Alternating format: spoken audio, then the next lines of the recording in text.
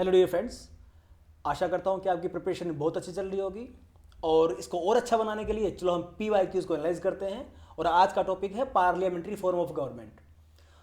इन questions को discuss करने से पहले जो कुछ एक प्रिंसिपल्स हैं पार्लियामेंट्री फॉर्म ऑफ गवर्नमेंट को, उसको एनालाइज कर लेते हैं। पहला है, जो हेड ऑफ द गवर्नमेंट है ना, वो नॉमिनल हेड ऑफ होता है। नॉमिनल हेड वो रियल पावर इंजॉय नहीं करता। रियल पावर जो इंजॉय करता है वो है हेड ऑफ गवर्नमेंट, जो कि PM होता है। इस बात को आपको याद रखना है। ये जो भी काम करेगा, जो भी फंक्शन डिस्चार्ज करेगा नॉमिनल हेड, वो on the aid of advice of council of minister which is headed by prime minister. इस बात को आपको याद रखना है। दूसरी बात जो है, जो कैबिनेट है वो जो भी मेजोरिटी पार्टी है पार्लियामेंट के अंदर, उसके जो मेंबर्स हैं उसी से कैबिनेट बनेगा। इस बात को याद रखना।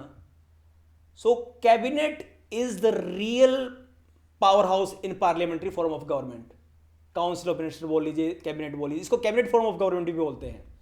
तो ये बात आपको याद रखनी है। दूसरी बात है कि जो PM है वो काउंसिल ऑफ मिनिस्टर को हेड करेगा। Council of minister is headed by prime minister. आपको इस बात को हमेशा याद रखना है। और सबसे इंपॉर्टेंट पॉइंट इसमें है, वो है कलेक्टिव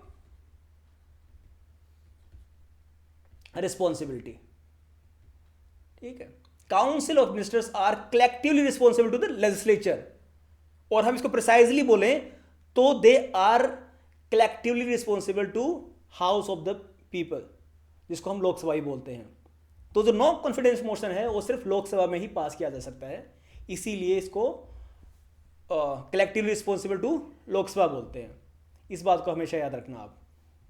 उसके बाद जो सबसे इंपॉर्टेंट चीज़ है वो ये है कि जो भी कैबिनेट है वो कलेक्टिवली काम करता है। जो भी डिसीजन कैबिनेट लेने वाला है, every member of the cabinet is going to accept that decision. ये नहीं कि कोई डिसएग्री कर रहा है तो वो उसके अंदर, कैबिनेट के अंदर रहेगा, नहीं। अगर कोई एक single minister is disagreeing with the whatever decision being taken by the cabinet, उसको रिजाइन करना पड़ेगा। ये बात आप समझ लीजिए। They swim and sink together. तो इसीलिए इसकी स्ट्रेंथ ही यही है कि सब कलेक्टिव डिसीजन लेते हैं इसके अंदर। तो इन्हीं सभी प्रिंसिपल्स के बेस्ड के ऊपर ही ये पार्लियामेंट्री फॉर्म ऑफ गवर्नमेंट होती है। और जैसे ही हम ऑप्शंस को एक्सप्लोर करेंगे तो हमें और क्लियर हो जाएगा ये सारी चीज़ें। क्वेश्चन पढ़ते हैं। So the first question which came in to 2013, in the context of India which of the following principle is are implied institutionally in the parliamentary government. तो 3 ऑप्शंस दिए हैं। पहला ऑप्शन पढ़ते हैं, members of the cabinet are members of the parliament. जाहिर सी बात है, members hold the office till they enjoy confidence in the parliament. तीसरा ऑप्शन है, cabinet is headed by head of the state. अब देखिए, यहां पे तो बिल्कुल सिंपल सी स्टेटमेंट दे रखी है, इसको थोड़ा सा कॉम्प्लेक्स भी कर सकते हैं अगर वो चाहें तो। इसमें फॉर एग्जांपल ये ऐसा भी कर सकते हैं कि इसको एक्सट्रीम स्टेटमेंट बना सकते हैं कि only those members only those person who are member of parliament can become the ministers। लेकिन ऐसा नहीं है। कोई मिनिस्टर आप बना सकते हैं, किसी को, PM को भी हम बना सकते हैं, जो कि जो person who is eligible to become a member of parliament, उसको भी हम PM बना सकते हैं विदाउट बीइंग इलेक्टेड। और उसको 6 महीने के अंदर अंदर उसको इलेक्ट होके पार्लियामेंट जाना पड़ेगा। तो अगर इसको एक्सट्रीम स्टेटमेंट बना दिया जाए तो वहाँ पे थोड़ी सी गलत हो सकती है, लेकिन ये स्टेटमेंट इस कंटेक्स्ट में सही है। Second, ministers hold the office till they enjoy confidence in the parliament. अब इसकी कोई फिक्स्ड टर्म ऐसे अच्छा से नहीं होती, ये फिक्स्ड टर्म है इसकी 5 years something like this. No, term तो बोलने के लिए है कि 5 साल के लिए चुने जाते हैं, लेकिन उसको ये नहीं कह सकते कि मिनिस्टर 5 साल के लिए बिल्कुल फिक्स चुने गए हैं, उनको कोई हटा ही नहीं सकता। नहीं, they will remain in the office till they enjoy the confidence of the house. अगर हाउस ने नो कॉन्फिडेंस मोशन पास कर दिया तो सरकार गिर जाएगी उसी दिन। तो ये स्टेटमेंट भी सही है। Now, cabinet is headed by head of the state. No, cabinet is headed by head of the government, that is PM. मैंने आपको बताया था कि जो भी डिसीजन है जो हेड ऑफ स्टेट लेगा वो on the basis of aid and advice of council of minister which is headed by prime minister. ये याद रखना आपको, सिंपल सा। तो इसका आंसर है 1 and 2। Next question, there is a parliamentary system of government in India because the, पहला option, Lok Sabha is elected directly by the people. ये तो कोई ज़रूरी नहीं है। हाँ, this can be one of the component कि हाँ जो भी मेंबर्स पार्लियामेंट में जाते हैं वो जाहिर सी बात है they play significant role. Parliament can amend the constitution, ये भी कोई नहीं। पार्लियामेंट तो जो प्रेसिडेंशियल फॉर्म ऑफ गवर्नमेंट में वो भी कर सकती है अमेंडमेंट कॉन्स्टिट्यूशन के अंदर। Rajya Sabha can not be dissolved, ये भी कोई सिग्निफिकेंट नहीं है। Council of minister is responsible to the Lok Sabha, ये देखिए ये स्टेटमेंट है जो रिफ्लेक्ट करती है कलेक्टिव रिस्पॉन्सिबिलिटी के प्रिंसिपल को। अब अगर यहां पे क्वेश्चन को रीफ्रेम करके पूछ लें तो ये पूछ सकते हैं what could be the basis of principle of collective responsibility and how we interpret the principle of collective responsibility. उसके बाद ऑप्शंस दे दें तो उसमें फिर आंसर यही होगा। अगर इसको इन कंटेक्स्ट ऑफ इंडिया ना करके सिंपल भी दिया जाए तो कि what could be the main principle of parliamentary form of government, उसके अंदर ये आ सकता है कि कैबिनेट और ministers are collectively responsible to the legislature, उसको ऐसे कर सकते हैं। तो वहाँ पे लोकसभा और राज्यसभा ना मेंशन करके अगर लेजिस्लेचर या पार्लियामेंट भी मेंशन किया जाए तो वो भी सही हो उस कंटेक्स्ट में। लेकिन अगर इंडियन कंटेक्स्ट में स्पेसिफिकली लोकसभा मेंशन कर दिया तो उसको आपको उसी को ही आपको राइट आंसर करना है। अब नेक्स्ट क्वेश्चन देख लीजिए। 17 में 3 क्वेश्चन पूछे इन्होंने इसी से मैच करते हुए। The parliament of India exercise control over the functions of council of minister, ये सिग्निफिकेंट फंक्शन है पार्लियामेंट का कि council of minister they are responsible to the parliament ना, ठीक है, और collectively responsible to the Lok Sabha, क्योंकि लोकसभा ने अगर नो कॉन्फिडेंस मोशन पास कर दिया तो चलो भैया निकलो यहां से, तो इसलिए they are responsible to the Lok Sabha which is part of the parliament. अब इनसे देखिए 2 तरह की अकाउंटेबिलिटी ये इंश्योर करते हैं। एक तो डे टू डे डेली जो एडमिनिस्ट्रेशन है कि क्या चल रहा है क्या नहीं चल रहा है, कोई इशू हो गया जैसे मणिपुर इशू हो गया, आप आइए स्टेटमेंट दीजिए, उसके लिए गवर्नमेंट को हम बुला सकते हैं, जो मिनिस्टर्स हैं उनसे पूछ सकते हैं कि भाई क्या चल रहा है, आपने क्या डिसीजन क्या लिए, एडजॉर्नमेंट मोशन पास कर दिया है, बहुत न्यूज़ में था एडजॉर्नमेंट मोशन दिस टाइम, और नो कॉन्फिडेंस मोशन भी लेके आए क्योंकि पीएम हमारे आके स्टेटमेंट ही नहीं दे रहे थे। तो ये डेवलपमेंट हुए, डे टू डे एडमिनिस्ट्रेशन में जो चल रहा है उसके लिए आप रिस्पॉन्सिबल हो, आप आके पार्लियामेंट में स्टेटमेंट दीजिए। दूसरी बात, नेक्स्ट इलेक्शंस में, ठीक है, पार्लियामेंट में नहीं भेजेंगे आपको अगर आपने अपनी फंक्शंस को अच्छे से डिस्चार्ज नहीं किया। तो ये जो रियल वेपन है वो फिर सिटीजन्स के पास है, we the people of India के पास है। सो ये जो मैकेनिज्म है adjournment motion, question hour, supplementary questions, ये तीनों ही हैं जिसके द्वारा काउंसिल ऑफ मिनिस्टर्स के ऊपर पार्लियामेंट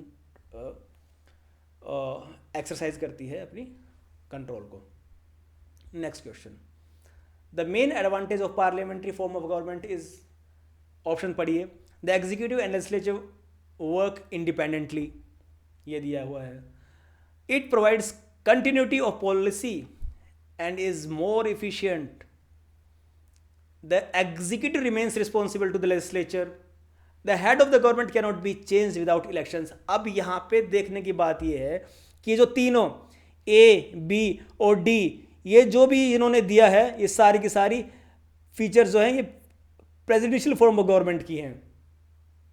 हमारे यहाँ पे तो एग्जीक्यूटिव जो कि काउंसिल ऑफ मिनिस्टर हैं और लेजिस्लेचर में जो MP हैं वो दोनों ही एक हो सकते हैं, जो भी MP हैं वो part of the council of minister हो सकते हैं। तो इंडिपेंडेंट तो काम नहीं कर रहे हैं ये लोग। लेकिन प्रेसिडेंशियल फॉर्म ऑफ गवर्नमेंट में ऐसा हो सकता है क्योंकि USA में जो सेक्रेटरीज होते हैं उनको प्रेसिडेंट चुनता है, and they are not part of the senate, ठीक है, और कांग्रेस के हिस्सा नहीं होते हैं वो लोग, ये बात याद रखिए आप। तो they work independently and it provides continuity of the policy and more efficient. ये भी प्रेसिडेंशियल फॉर्म ऑफ गवर्नमेंट का पार्ट है, क्योंकि हमारे यहाँ पे तो पॉलिसी चेंज होती है ना, जैसे ही गवर्नमेंट चेंज हो जाती है, नई गवर्नमेंट आएगी तो नई पॉलिसी लेके आएंगी, और जो उनकी दूसरी गवर्नमेंट की पॉलिसी को सपोर्ट भी नहीं करते, कई बार ऐसा होता है। फॉर एग्जांपल जो मनरेगा थी उसके ऊपर उसको तो क्रिटिसाइज किया गया इस प्रेजेंट गवर्नमेंट ने कि ये तो अच्छी नहीं है, इसने तो लोगों को बहुत ही गरीब बना दिया, इस तरह के कमेंट बोले गए। तो ज़रूरी नहीं है कि उस पॉलिसी को कंटिन्यू करें। ये है इसका real principle, executive remains responsible to the legislature. ये ऐसे दे सकते हैं यहाँ पे। अगर इसको इन कंटेक्स्ट ऑफ इंडिया करके यहाँ पे दे देते कि एग्जीक्यूटिव रिमेन्स और minister remains responsible to the Lok Sabha, तो भी वो सही होता। तो ये आपको एक्सप्लोर करना है। The head of the government can not B change without election, ये भी प्रेसिडेंशियल फॉर्म ऑफ गवर्नमेंट का प्रिंसिपल है। तो अभी अगर आपसे ये पूछ लिए हैं बार बार पार्लियामेंट्री फॉर्म ऑफ गवर्नमेंट पूछ रहे हैं, तो क्या पता questions presidential form of government पे बन जाए। इससे आप आइडिया लगा सकते हो, क्योंकि हमारा पीवाई क्यूज करने का ऑब्जेक्टिव ये है कि कैसे हम गेस करें कि आगे कैसे क्वेश्चंस फ्रेम हो सकते हैं। नेक्स्ट क्वेश्चन में देखिए 2017 में क्या आ गया। Out of the following statement choose one that brings out the principle underlying the cabinet form of government. अब यहाँ पे खास बात पता है क्या है, थोड़े से ऑप्शंस को कॉम्प्लेक्स कर दिया गया है ऑप्शंस को, लेकिन क्वेश्चन बिल्कुल सिंपल अगर आप थोड़ा ध्यान से पढ़ेंगे तो। An arrangement for minimizing the criticism against the government. भाई गवर्नमेंट की क्रिटिसिज्म कम करने का मतलब नहीं है हमारा कैबिनेट फॉर्म ऑफ गवर्नमेंट का। तो ये जो वेग और अननेसेसरी स्टेटमेंट बना रखी है ना, इसको पहले निकाल दिया करो। तो यहां पे पता चलता है कि आपकी कॉन्सेप्चुअल क्लैरिटी क्या है। सेकंड, ए मैकेनिज्म, हाँ एक मैकेनिज्म देखते हैं क्या है, for speeding up the activities of government whose responsibility are increasing day by day. ये मैकेनिज्म है गवर्नमेंट की रिस्पॉन्सिबिलिटीज को स्पीड अप करने का। वेरी वेरी वेग स्टेटमेंट है ये। स्पीडिंग, अब क्या क्या मतलब हो गया भाई, क्या पता कोalition गवर्नमेंट हो और वो साथ ही ना दे, आप कैसे स्पीड अप कर लोगे पार्लियामेंट्री फॉर्म ऑफ गवर्नमेंट में, कैबिनेट फॉर्म ऑफ गवर्नमेंट में। ये कैबिनेट में जो भी मिनिस्टर हैं ये कोई बीजेपी से है, कोई जेडीयू से है, और वो सभी एग्री नहीं कर रहे हैं, तो स्पीड अप तो होगी नहीं। तो ज़रूरी नहीं, ये भी वेग है। A mechanism of parliamentary democracy for ensuring collective responsibility of the government to the people, this is the principle of collective responsibility. ये बार बार पूछ रहे हैं, आगे क्वेश्चन ऐसे बना सकते हैं। ये मैं बता रहा हूं आपको कि प्रिंसिपल ऑफ कलेक्टिव रिस्पॉन्सिबिलिटी कैसे इंश्योर किया जाता है, ये पूछ सकते हैं आपसे आगे आने वाले किसी भी एग्जाम में। तो इस पर फोकस करना है आपको कि cabinet is responsible to the legislature और collectively responsible to the Lok Sabha, ऐसे स्टेटमेंट बन जाएगी, या फिर टू द पीपल, उसमें से चूज कर लेना है अकॉर्डिंगली आप। तो आंसर है इसका C, a device for strengthening the. Option पढ़िए, ऑप्शन भी पढ़ने आपको, सिर्फ आंसर ढूंढ के नहीं निकलना है आपको। पीवाई क्यूज के एनालिसिस में ऑप्शंस को भी एनालाइज करना है आपको, ये है असली खेल। A device for strengthening the hands of the head of the government whose hold और the people is in state of decline. ऐसा क्यों करेंगे हम कि किसी का पहले से बुरी हालत है और उसको कैबिनेट फॉर्म ऑफ गवर्नमेंट वहाँ पे हो गई क्योंकि वो कंट्रोल करना चाहता है लोगों को। नहीं, ऐसी एक्सट्रीम स्टेटमेंट हमेशा गलत होती है, इसको आपको ध्यान में रखना है। Next question, parliamentary system of government is one in which all parties in government are represented in government.